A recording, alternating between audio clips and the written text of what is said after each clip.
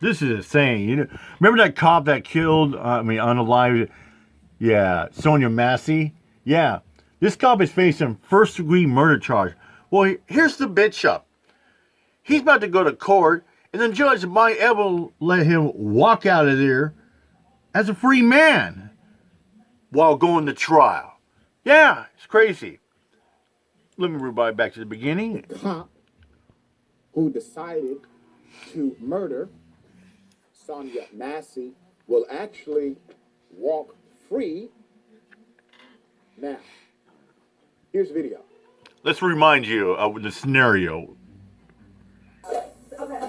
Massey starts to set down the pot and apologizes.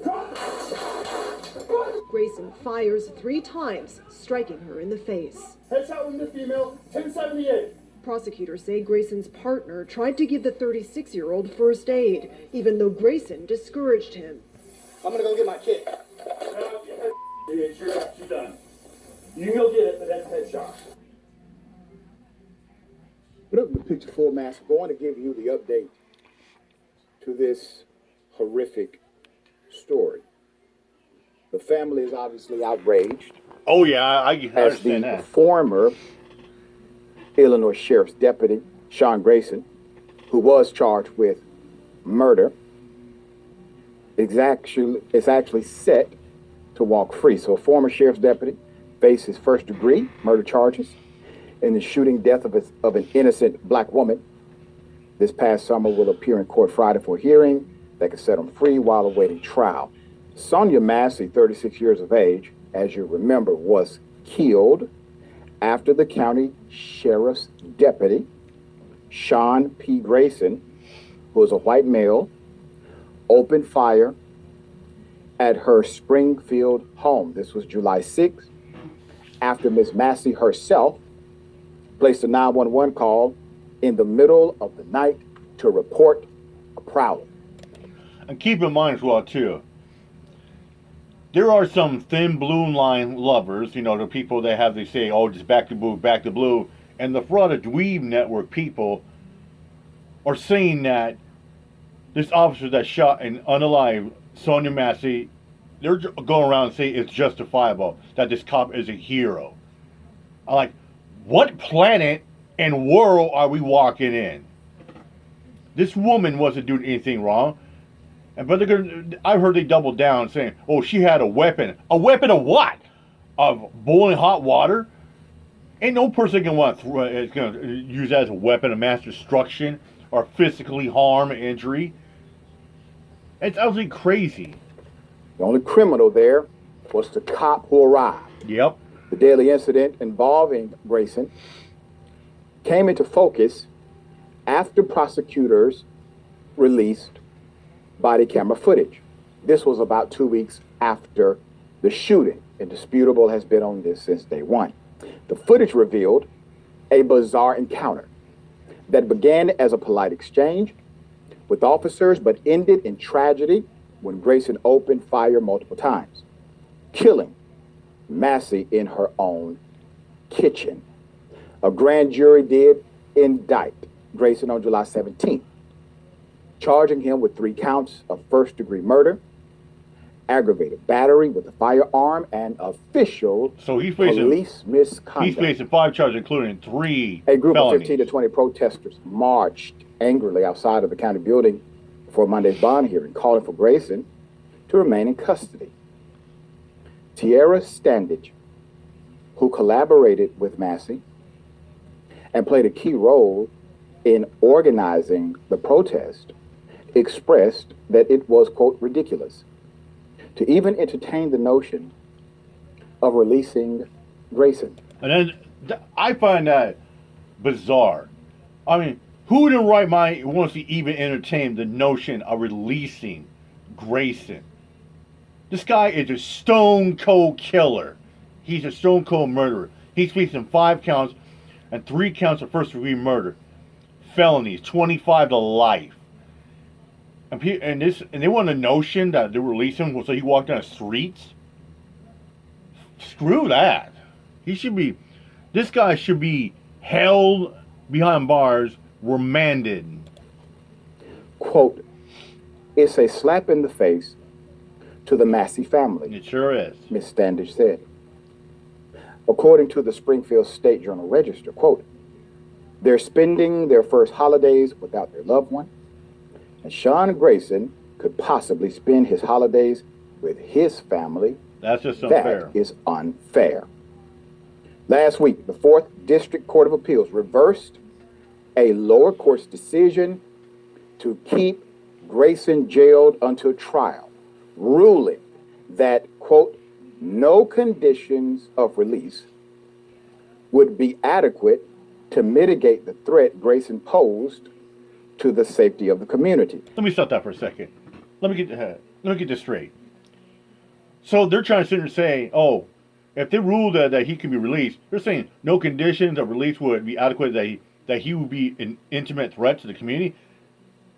Excuse me, the last I looked at, if you and I or the next door neighbor, if we were to do charge with manslaughter to, let alone murder to, we will be held to a very high bail or bond. Or to the point, if it was cold-blooded like that, we will be remanded. We'll be sitting in a cell until a trial. That can go on for months, if not years. And this fucking scumbag got the chance to walk out the streets? No, screw that.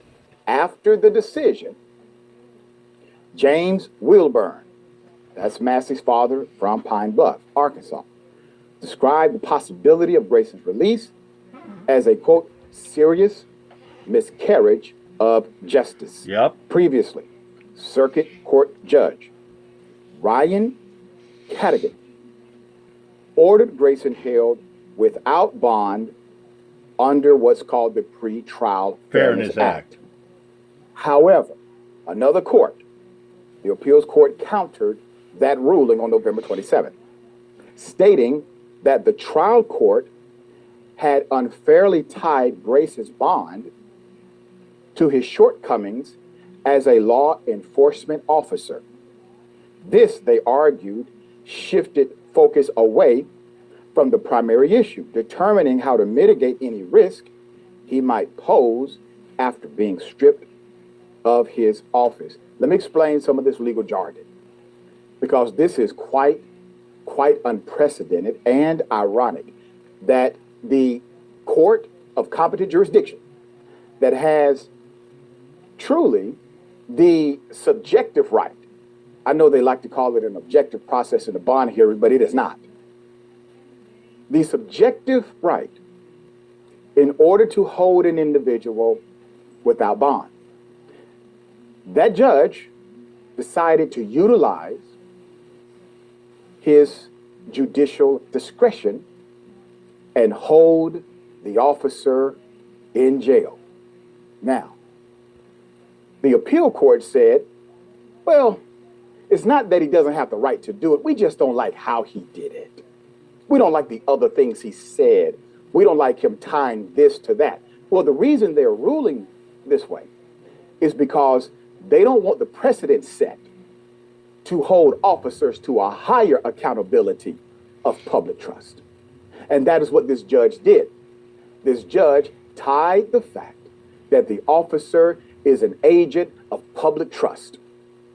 And due to that, it creates even a more shock to the conscience of what has been alleged. You know, and that's another thing too as well. Every time you see a trial or an officer goes to court, what usually happens? Number one, they get found not guilty. They get exonerated. Number two, when they are found guilty, they get probation, slap on the wrist. It's just ridiculous that, you know, cops are higher like that. And then it tells you that police officers get more ludicrous, get more rewards. So they can get away with a lot more. It's just astonishing. Another court comes in.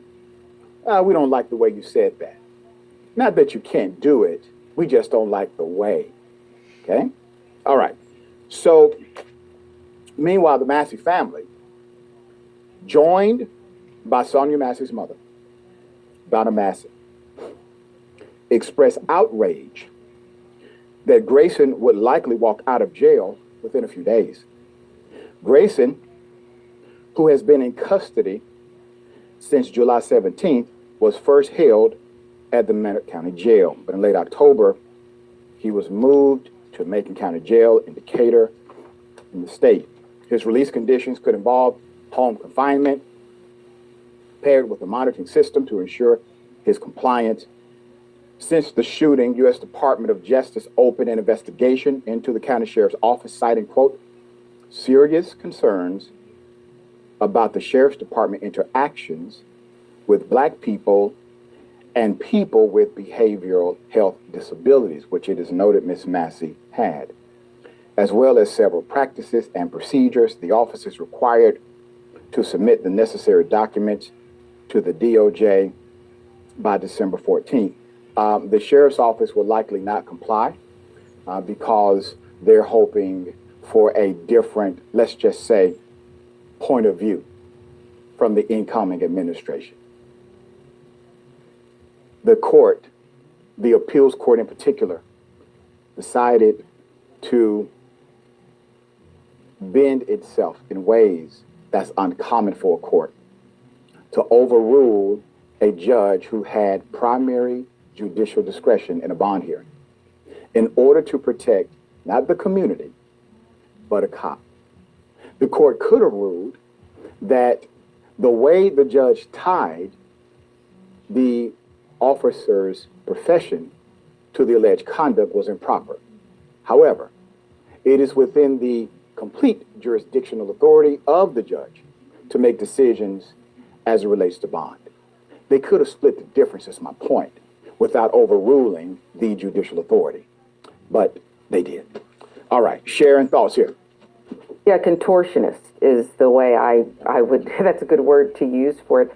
I sometimes wish we'd stop playing this game. I think, sure, when you fight, you have the opportunity, you should never give up. I'll never give up. But it's incredibly difficult, Dr. Ritchie, to fight when the rules of the game, and even the game itself, are constantly changing. There's no need to protect Black people, and that's the way the appeals court saw it. Yeah, we're going to bring you updates. Obviously, Sharon, we are hoping that there's another remedy other than letting this guy go and somehow setting a precedent that judges aren't allowed to take into consideration the level of public trust you have. We believe, obviously, this is the right way to go and not the wrong way to go. If you have a position of public trust, you are held to a higher public standard. That's the way it works. All right.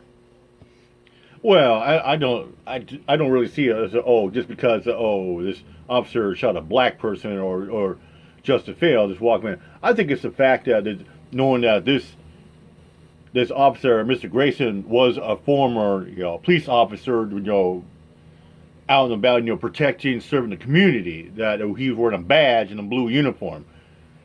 That's what it's really about. The fact that scumbag can be released to go home for Christmas. Yeah, Merry Christmas. Yeah, go join your fellow blue and your family. Fuck that, man. All right, I'm out of here. Much out. Peace out.